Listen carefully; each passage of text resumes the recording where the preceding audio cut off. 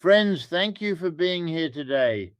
What if I told you that while everyone is watching the stock market, watching Bitcoin, watching the Federal Reserve, the single most important economic event of 2026 is happening in a frozen fjord in British Columbia that most people have never heard of? What if I told you that Canada just activated an energy weapon so powerful it could determine whether the Canadian dollar survives the next decade, or whether it becomes what economists are now quietly calling a northern peso? Let me give you a number that creates what I call cognitive overwhelm: $40 billion. That's not the Canadian national debt, though that's a problem we'll discuss. That's the cost of a single facility, the largest private investment in Canadian history. And in June 2025, it went live. LNG Canada, located in Kitimat, British Columbia, began loading its first cargo of liquefied natural gas onto a vessel bound not for the United States, not for Mexico, but for Tokyo. For the first time in Canadian history, natural gas is flowing west across the Pacific, not south across the 49th parallel. And friends, this changes everything. Now, I know what you're thinking. Natural gas, that's the story. That's what we're supposed to care about while markets are imploding and currencies are being debased. But stay with me, because what I'm about to show you is how this facility, this frozen industrial complex on the edge of the Pacific, has become the only structural support preventing the Canadian economy from entering a death spiral. This is not about energy prices. This is about the architecture of currency itself. This is about survival. Here's the mathematical reality. Canada's national debt is approaching $2 trillion. The trade deficit has been bleeding for years. Real estate, the supposed bedrock of Canadian wealth, is a speculative bubble built on cheap credit that is now evaporating. Tech stocks, volatile; commodities, cyclical. But natural gas, friends, natural gas is different. Because while you can print money, you cannot print heat.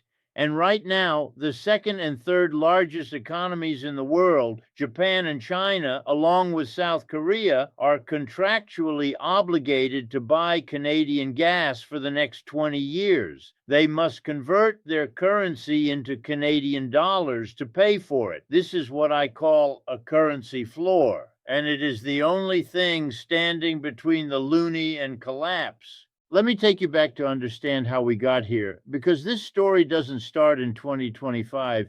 It starts decades ago with a decision that most Canadians never noticed.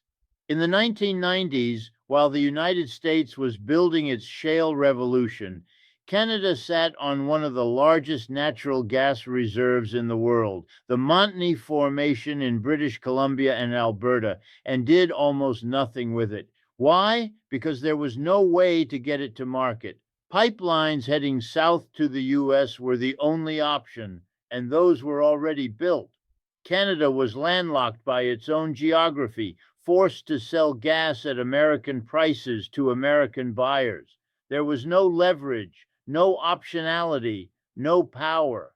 But in 2011, something shifted. A consortium of energy giants, Shell, PetroChina, Mitsubishi, and KOGAS, the Korean Gas Corporation, sat down and made what they called a final investment decision. They would build the impossible, a $40 billion facility on the West Coast that would liquefy natural gas, chill it to minus 160 degrees Celsius, and ship it across the Pacific. The project faced delays, cost overruns, and political opposition. Environmental groups called it a climate bomb. Indigenous communities negotiated for years over land rights. But by 2025, it was done. And in June, the first tanker, the Gaslog Glasgow, left Kitimat loaded with Canadian LNG bound for Japan. Now, let me simplify what this facility actually does, because the mechanics here are crucial to understanding why this is a financial event, not just an energy event. Think of liquefied natural gas like this. Natural gas in its normal state is a gas, obviously. It takes up an enormous amount of space. You can't ship it across an ocean in gas form.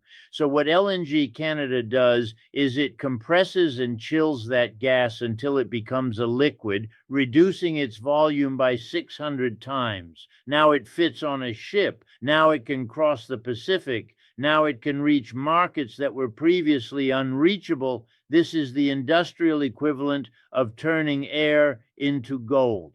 But here's the twist, and this is where it gets interesting. To do this, you need what they call trains. These are massive liquefaction units, industrial cathedrals of steel and cooling systems.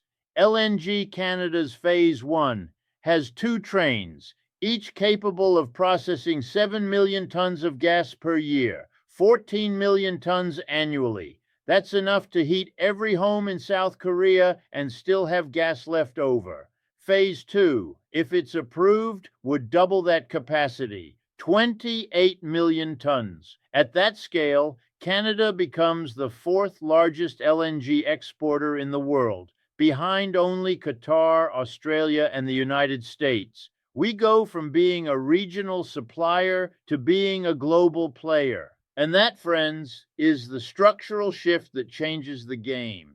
Now, here's the part that most people don't understand, and it's what I call the big secret of the entire system. When Japan or Korea or China buys this gas, they're not just buying molecules, they're buying stability. They're buying insurance against a world where Russia cuts off Europe, where the Middle East descends into chaos, where the U.S. decides to embargo energy exports for political reasons.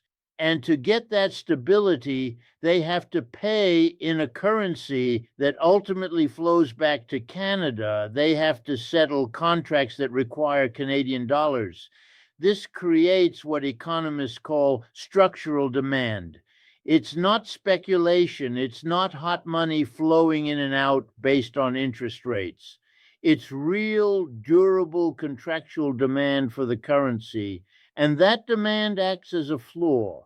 Think about it this way. Without LNG exports, what supports the Canadian dollar? Manufacturing, mostly gone. Oil, cyclical and controlled by global cartels. Real estate, that's not an export. That's a domestic Ponzi scheme. Forestry, declining. What's left? Financial services, tech. These are not enough to support a currency for 40 million people living next to the largest economy in the world. But energy, real energy that people need to survive winter, that is different. That is leverage. That is power. And here's where the geography becomes a weapon. Shipping LNG from Kitimat to Tokyo takes 8 to 10 days. Shipping it from the U.S. Gulf Coast, from Louisiana or Texas, takes 20 days because you have to go through the Panama Canal. That 12-day difference is a structural cost advantage. It's what traders call geographic arbitrage. Even if American gas is cheaper at the wellhead, by the time you add shipping costs and time, Canadian gas arrives cheaper in Asia. This isn't a temporary advantage. This is geology and geography. This is permanent. Now, let me connect this to what's happening right now in the global energy markets, because timing here is everything. In early 2024, the Biden administration paused new LNG export permits in the United States, supposedly to study the climate impacts. That pause created a window. While the U.S. was frozen in bureaucratic paralysis, Canada's facility came online. Even though that pause has since been lifted, and even though the incoming administration in 2025 is likely to reverse it entirely, Canada has already established its beachhead, the contracts are signed, the ships are sailing, the infrastructure is operational. You can't unring that bell. And who are the buyers? Japan, the world's largest LNG importer, a country that shut down its nuclear reactors after Fukushima and has been desperately searching for stable gas supplies ever since.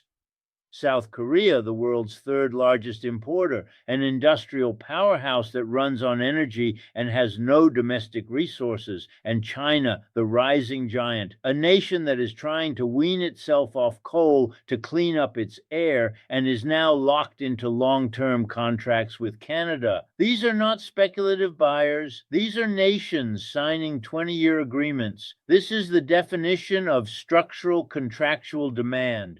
This leads us to the system's most crucial secret, which we will explore in just a moment. But first, understand this. The world runs on energy. Everything else, stocks, bonds, currencies, real estate, all of it is downstream from energy. You can manipulate interest rates, you can print money, you can engineer liquidity, but you cannot engineer molecules of methane out of thin air. And the nations that control energy exports hold the real cards. Canada just became a card holder. The question is whether Canadians understand what they're holding, and more importantly, what happens if that card gets played wrong. Because, friends, there's a dark side to this story, a trade-off that nobody is talking about, and it's already starting to bite. But before we get there, I need you to understand the full scope of what LNG Canada represents. This isn't just about economics. This is geopolitics. This is about power. And it's unfolding right now in real time, while most people are staring at their stock portfolios, wondering why everything feels so fragile. Stay with me, because what comes next will challenge everything you think you know about the Canadian economy. So here's the trigger event that nobody saw coming, or more accurately, that everyone saw coming, but nobody wanted to believe. In January 2026, LNG Canada announced it was ramping up to full commercial operations, both trains running at maximum capacity, 14 million tons per annum, flowing to Asia. The taps are fully open. And the moment that happened, something extraordinary occurred in the global energy markets. The price differential between North American natural gas and Asian spot prices, what traders call the Asian netback, exploded to levels not seen since the Ukraine war. Asian buyers are now paying $15 per million BTU, while North American Henry Hub prices sit at $3. That's a 500% markup. And every molecule of that premium flows through Canadian infrastructure, denominated in Canadian currency. But here's where it gets dangerous, and this is the canary in the coal mine that I need you to watch. Domestic Canadian natural gas prices, the prices that heat your home in Calgary or Vancouver, have started to creep upward. Not dramatically yet, but the trend line has shifted. Why? Because gas producers in British Columbia now have a choice. They can sell to the domestic Canadian market at $3, or they can sell to LNG Canada, which is feeding contracts priced off Asian markets at $15. Which would you choose? This is Economics 101. This is the law of arbitrage. Capital flows to the highest return, and that return is no longer in Canada. It's in Tokyo. Let me give you a specific example, a piece of forensic evidence that proves this rot is real. In November 2025, FortisBC, the largest natural gas utility in British Columbia, filed an emergency rate application with the provincial regulator. They needed to increase residential heating rates by 18% starting in January 2026. 18%. The reason? Their contracted supply costs had spiked because producers were redirecting gas to export terminals instead of honoring legacy domestic contracts. The regulatory filing is public. You can read it yourself. They use the term supply tightness. What they meant was we are now competing with Japan for our own gas, and we are losing.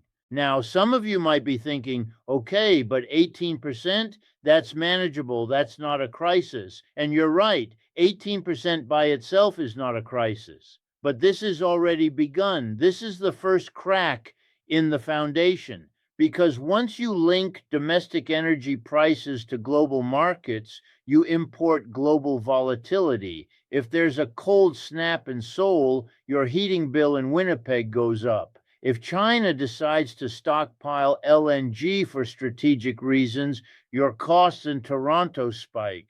You have tied your economic well-being to forces completely outside your control. You have surrendered sovereignty in exchange for export revenue. And friends, that is a Faustian bargain. Let me take you to the global stage for a moment, because this isn't just about Canada. This is about what I call the great energy reshuffle, and it's happening right now across 3 continents simultaneously. Europe, still reeling from the loss of Russian pipeline gas, has been scrambling to secure LNG supplies from anywhere they can get it. Qatar, the United States, Australia. But here's the problem. Global LNG capacity is essentially fixed in the short term. You can't just build a liquefaction plant overnight. It takes a decade. So when Canada adds 14 million tons of capacity and that gas goes to Asia, it doesn't create new supply for the world. It just reshuffles the deck. The gas that was going to go from the US Gulf Coast to Asia now gets redirected to Europe. The gas that Qatar was sending to Europe now goes to Asia to compete with Canada. It's a zero-sum game playing out on a global chessboard, and the losers are the people who can't afford to pay the premium. And here's the forensic detail that shows you how fragile this system is. In December 2025, there was a failed LNG cargo auction in Rotterdam. A European buyer needed emergency supply for January delivery, and they offered $14 per million BTU. Nobody bid. Why? Because every available cargo was already contracted to Asian buyers paying $15 or $16. The cargo didn't exist on the spot market. Europe literally could not buy gas at any price because Asia had locked up all available supply. That auction failure was buried in the back pages of energy trade publications, but it was a warning flare. The global LNG market is now so tight, so fragile, that a single cold winter in Asia could leave Europe in the dark. Now let's bring this back to Canada, because this is where the money illusion comes into play, and it's a concept I need you to understand deeply. The Canadian government is celebrating. LNG Canada is generating billions in royalties and tax revenue. The trade balance is improving. The Canadian dollar is stabilizing. On paper, Canada is getting richer. But here's the illusion. That wealth is concentrated in the hands of shareholders, energy companies, and government coffers. Meanwhile, the average Canadian is watching their heating bills spike, their electricity costs rise because gas-fired power plants are now paying global prices, and their cost of living accelerate. You become a millionaire on paper in the stock market, but poorer at the grocery store. The nation's balance sheet improves while the household balance sheet deteriorates. This is the money illusion in action. The numbers go up, but your purchasing power goes down. And this brings me to Bitcoin, Nvidia, and the liquidity canaries that everyone is watching. You might wonder, what does LNG Canada have to do with Bitcoin crashing or tech stocks imploding? Everything, because the mechanism of the global financial system is liquidity, and liquidity is being drained in real time. When energy prices spike, when heating costs jump 18%, when electricity bills rise, consumers have less disposable income. They stop buying discretionary goods. They stop investing in speculative assets. And the first things to collapse are the most speculative, the most leveraged, the most dependent on cheap money. Bitcoin, which ran to $100,000 on the promise of infinite liquidity, is now crashing because that liquidity is evaporating. Nvidia, the darling of the AI revolution, is seeing its stock price unwind because data centers running AI models consume massive amounts of electricity, and electricity prices are spiking globally due to natural gas costs.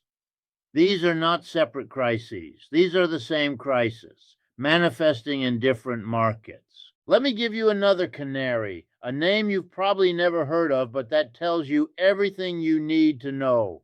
Tricolor, a subprime auto lender based in Texas, collapsed in late 2025. Why? Because their credit lines froze. Banks stopped lending to them. And why did banks stop lending? Because those banks were exposed to commercial real estate loans tied to properties with spiking energy costs, which made those properties unprofitable, which made those loans non-performing, which made the banks pull back credit across the board. Tricolor was just one domino, but it shows you how contagion spreads. Energy prices rise, real estate defaults increase, credit lines freeze, speculative lenders collapse, liquidity drains from the system, and suddenly Bitcoin is crashing and tech stocks are imploding. It's all connected. It's all the same liquidity tide going out. Now, let me systematically dismantle the hope you might have in traditional safe havens, because this is the no escape encirclement, and it's crucial you understand this.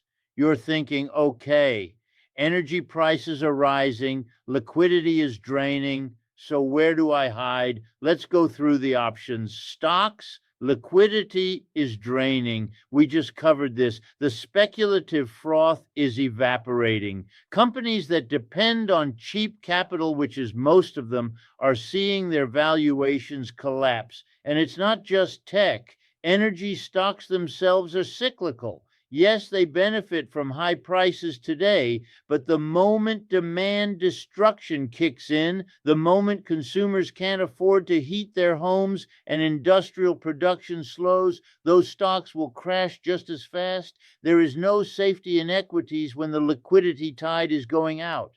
Bonds yields are spiking. Why? Because governments are borrowing more to subsidize energy costs for their populations, which increases the supply of bonds, which drives prices down and yields up. And as yields spike, existing bondholders lose money. If you bought a 10-year Canadian government bond at 2% last year and yields are now at 4%, your bond is worth significantly less. You're locked into a low yield while inflation driven by energy costs is eroding your purchasing power. Bonds are not safe. They are a slow motion wealth transfer from savers to debtors. Cash, inflation is eroding it. This is the classic trap. You think, I'll just hold cash, I'll wait this out. But while you're waiting, inflation is running at 5, 6, 7%, driven primarily by energy and food costs. Your cash is losing purchasing power every single month. You're not preserving wealth. You're watching it evaporate in real time. Cash is not safety. Cash is a melting ice cube. Real estate? This is the big one, especially in Canada, where real estate has been the national obsession for 2 decades. But think about what rising energy costs do to real estate. If heating a home becomes 20, 30, 40% more expensive, that house becomes less desirable. If mortgage rates stay elevated because central banks are fighting inflation, that house becomes less affordable. And if the economy slows because consumers are tapped out from paying energy bills, that house becomes less liquid. You can't sell it. Real estate in a high energy cost environment is not an asset, it's an anchor. So where does that leave you? The liquidity tide is going out, and we're about to find out who is swimming naked. This is not a metaphor. This is mathematical certainty. When liquidity drains, when cash becomes scarce, When credit lines freeze, the system reveals who was over-leveraged, who was speculating, who was dependent on the illusion of infinite cheap money. And friends, almost everyone was. Now, let me bring all of this together because we are facing what I call a convergence, a moment when three distinct forces are hitting simultaneously, and the combined impact is going to reshape the economic landscape in ways most people cannot imagine. This is not speculation. This is not conspiracy. This is observable reality unfolding in real time. Force number one, the structural break in global energy markets. LNG Canada going to full capacity is not an isolated event. It is part of a broader shift where energy has been weaponized, where supply chains have been militarized, where nations are choosing strategic security over economic efficiency. Russia cut off Europe. OPEC is manipulating supply. The United States is flip-flopping on export policy based on political cycles, and now Canada has entered the arena as a major player. But here's the critical insight. This is not a free market anymore. This is a controlled market, a rigged game where governments and state-owned enterprises decide who gets energy and at what price. The invisible hand has been replaced by the iron fist. And when markets stop being markets, when prices stop being prices, the entire edifice of modern finance starts to crumble because everything, every valuation model, every risk calculation, every investment thesis is built on the assumption that markets clear efficiently. They don't anymore. That assumption is dead. Force number two, the domestic liquidity crisis that is spreading across North America like a silent contagion. I mentioned Tricolor, the subprime auto lender, but they are not alone. In the last 6 months of 2025, we saw the collapse of First Brands, a specialty retailer that couldn't refinance its debt. We saw Renovo Homes, a residential construction company in the Pacific Northwest, file for bankruptcy because rising material costs and spiking interest rates made their projects unprofitable. These are not headline names. These are mid-sized companies that employ thousands of people, that are embedded in local economies, that are the connective tissue of commerce. And they are failing because the cost of capital has spiked, because consumer demand is weakening, because the liquidity that kept them alive during the zero interest rate era has vanished. This is not a recession in the traditional sense. This is a structural unwinding. The companies that should have failed in 2010, in 2015, and 2020, but were kept alive by cheap money, are now failing all at once. The zombie apocalypse is here, and it's happening in slow motion across every sector of the economy. Force number three, the sovereign debt spiral that nobody wants to talk about, but that is accelerating with terrifying speed. Canada's federal debt is approaching $2 trillion.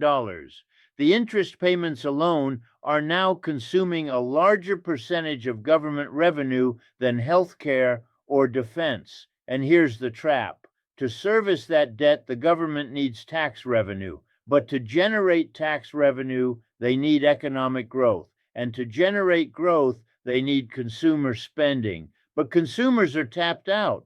They're paying more for energy, more for food, more for shelter, and they have nothing left to spend. So what does the government do? They borrow more. They issue more bonds. They hope that foreign buyers, pension funds, insurance companies will continue to absorb that debt.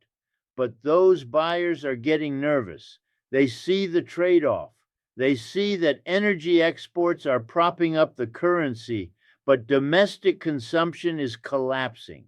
They see that the government is borrowing from the future to pay for the present, and at some point they stop buying. They demand higher yields to compensate for the risk. And when yields spike, the cost of servicing the debt explodes, which requires more borrowing, which drives yields even higher. This is the debt spiral. This is the mathematical endgame, and it has already begun. Now, these three forces, the energy weapon, the liquidity drain, and the debt spiral, are not separate events. They are interlocking gears in a machine that is grinding toward a singular inevitability. And that inevitability is a reset. Not the great reset that conspiracy theorists talk about, but a market reset, a repricing of everything based on the new reality. And the new reality is this: energy is expensive, liquidity is scarce, and debt is unsustainable. Everything that was valued based on the assumption of cheap energy, infinite liquidity, and manageable debt is going to be revalued downward. And that revaluation is going to be violent. But here's where I need to shift from talking about markets and money to talking about something more fundamental: your mind. Because the greatest threat you face right now is not the LNG facility in Kitimat, it's not the Federal Reserve, it's not the bond vigilantes. The greatest threat is your own psychology. It's what behavioral economists call normalcy bias. Human beings are hardwired to believe that tomorrow will look like yesterday.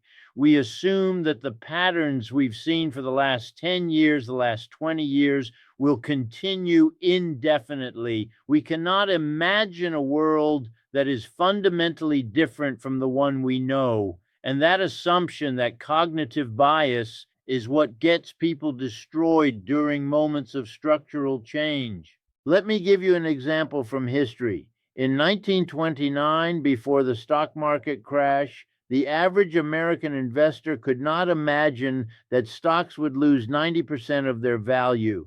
It was inconceivable. The market had been rising for years. Everyone they knew was making money. The newspapers were full of optimistic predictions. And so when the crash came, they held on. They bought the dip. They believed it was temporary, and they lost everything, not because they were stupid, but because their brains could not process a reality that contradicted their lived experience. This is normalcy bias, and it is happening again right now to millions of people who are watching their portfolios decline and telling themselves it's just a correction, it's just temporary, it'll come back. But what if it doesn't come back? What if this is not a correction but a repricing? What if the valuations we saw in 2021, in 2022, were the anomaly, the bubble, the illusion, and what we're seeing now is the return to reality? What if cheap energy, infinite liquidity, and zero interest rates were the exception, not the rule? And we are now reverting to the historical norm of expensive energy, scarce capital, and positive real interest rates. If that's true, and I believe it is, then everything you thought you knew about investing, about saving, about building wealth is wrong. The playbook has changed, the rules have changed, and most people haven't noticed. This brings me to what I call the money illusion, and it's the second psychological trap I need you to avoid.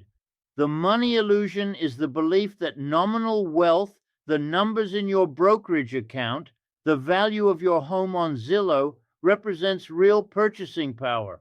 But it doesn't. Not anymore.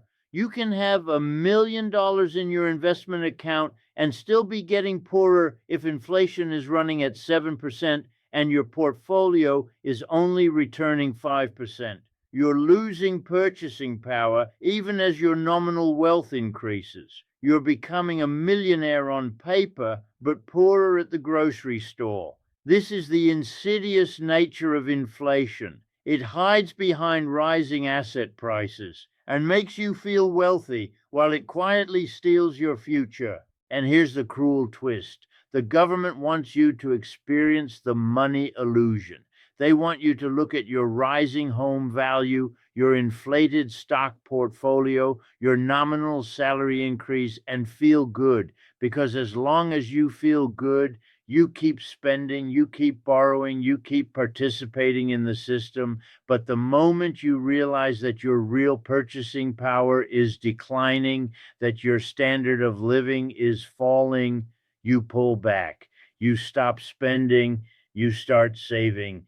And when everyone does that simultaneously, the economy contracts, tax revenues fall, and the government's ability to service its debt collapses. This is why central banks are so obsessed with managing expectations, with forward guidance, with communication. They are trying to control your perception of reality because your perception determines your behavior, and your behavior determines whether the system survives or collapses. So, what do?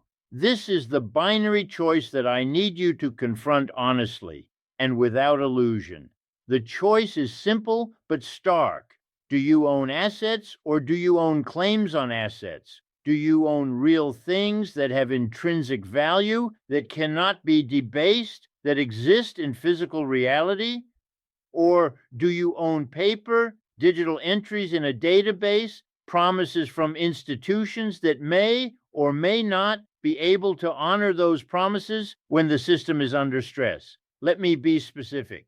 Gold and silver are assets. They are physical elements on the periodic table. They cannot be printed. They cannot be debased. They exist independent of any government, any central bank, any financial institution. When you hold gold, you hold something that has been recognized as valuable for 5,000 years across every civilization, every culture, every economic system. It is the ultimate hedge against monetary chaos. And friends, we are entering an era of monetary chaos. Now, I know what some of you are thinking. Gold doesn't pay dividends. It doesn't generate cash flow. It just sits there. And you're right. But that's the point. In an environment where every cash flowing asset is vulnerable to repricing, to inflation, to default, the fact that gold just sits there becomes its greatest strength. It doesn't depend on a company's earnings, a government's solvency, or a central bank's credibility. It simply is. And that certainty, that permanence, has value, especially now. Silver is the same, but with an industrial component that makes it even more interesting. Silver is used in solar panels, in electric vehicles, in electronics. As the world transitions to renewable energy, which it must, regardless of your political views, demand for silver is going to explode. But supply is constrained. Most silver comes as a byproduct of copper and zinc mining, so you can't just ramp up production quickly. This is a classic supply-demand imbalance waiting to happen. And when it does, silver prices are going to move in ways that will shock people. But beyond the investment thesis, silver, like gold, is real. It exists. It cannot be printed away. Now contrast that with stocks. When you buy a stock, you're buying a claim on future earnings.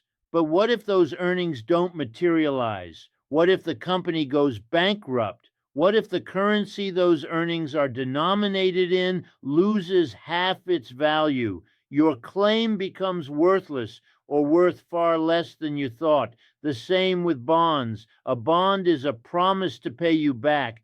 But what if the borrower can't pay? What if they default? What if they pay you back in currency that's been inflated away? Your claim evaporates. Even real estate, which people think of as a hard asset, is actually a claim when you think about it clearly. You don't own the land in any absolute sense. You own it subject to property taxes, zoning laws, eminent domain, environmental regulations. If you stop paying taxes, the government takes it. If they decide to build a highway through it, they take it. If they decide it's a wetland, you can't develop it. Your ownership is conditional, not absolute.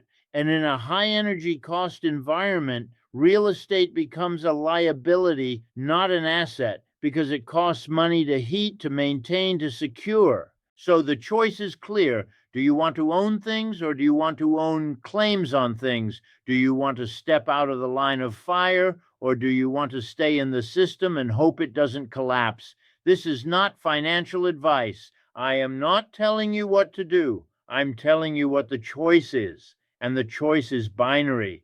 There is no middle ground anymore. You're either in the system, dependent on its survival, or you're outside it, holding assets that exist independent of the system's fate. And here's the final point I need to make, the one that ties everything together. LNG Canada, this $40 billion facility in British Columbia, is a symbol. It's a symbol of a world that is bifurcating into two realities. On one side, you have the nations and institutions that control physical resources, energy, metals, food, water. They have power, they have leverage, they can dictate terms. On the other side, you have the nations and institutions that control paper wealth, currencies, bonds, derivatives, digital assets. They have numbers, they have liquidity, but they don't have things. And when the gap between things and claims on things becomes too wide, when the illusion becomes unsustainable, the system snaps. Canada, by activating LNG Canada, has moved itself from the paper side to the thing side. It now controls a physical resource that the world needs. And as long as the world needs that resource, Canada has a seat at the table. The Canadian dollar has a floor. But the average Canadian, the person heating their home in Winnipeg, the family paying 18% more for natural gas, they are still on the paper side. They are still dependent on claims, their salary, their pension, their savings account, their mutual funds, and those claims are being eroded by the very system that is supposed to protect them. This is the great paradox of our time. The nation gets stronger while the citizen gets weaker. The balance sheet improves while the household struggles. And the gap between the two is widening every single day. This is not a conspiracy. This is not a plan. This is the natural consequence of linking domestic economies to global markets, of financializing everything, of turning citizens into consumers and savers into speculators. So where does that leave us? It leaves us at a crossroads. It leaves us with a choice. You can continue to believe in the system, to trust that the institutions will protect you, that the currency will hold its value, that the markets will recover, that tomorrow will look like yesterday, or you can acknowledge that the architecture is crumbling, that the foundation has fault lines, that the edifice is teetering, and you can take steps to protect yourself.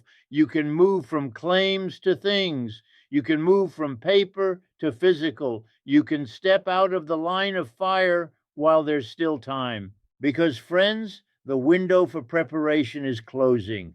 The first cargo left Kitimat in June 2025. By the end of 2026, LNG Canada will be at full capacity. The Asian contracts are locked in. The currency floor is established, but the domestic costs are rising. The liquidity is draining, the debt is spiraling, and the convergence is accelerating. The forces I've described are not slowing down. They are gaining momentum. And when they collide, when the energy shock meets the liquidity crisis, meets the debt spiral, the impact is going to reshape everything. I don't say this to scare you. I say this to prepare you. History favors the prepared. History favors those who see the structural shifts before they become obvious, who act on evidence rather than emotion, who understand that the map is not the territory and that the numbers on a screen are not the same as the resources in the ground. The world runs on energy. Everything else is downstream. And Canada just turned on the tap. The question is whether you understand what that means, not just for the nation, but for you personally, for your family, for your future. Watch the export numbers in Q1 2026. Watch the domestic price increases. Watch the liquidity indicators in the financial markets. Watch the sovereign debt auctions. These are your real economic health indicators, not the stock market, not the unemployment rate, not the GDP numbers. Those are lagging indicators, backward-looking metrics that tell you where we've been, not where we're going. The leading indicators are energy prices, credit spreads, currency flows, and physical asset demand, and all of them are flashing red. Friends, thank you for being here today. Thank you for staying with me through this analysis. I know it's heavy. I know it's uncomfortable, but discomfort is the price of awareness, and awareness is the foundation of preparation. The illusion is paper wealth. The reality is hard assets. The transition from one to the other is happening now in real time, and it's accelerating. The only question is whether you're ready for it. Stay vigilant, stay informed, and most importantly, stay focused on what's real.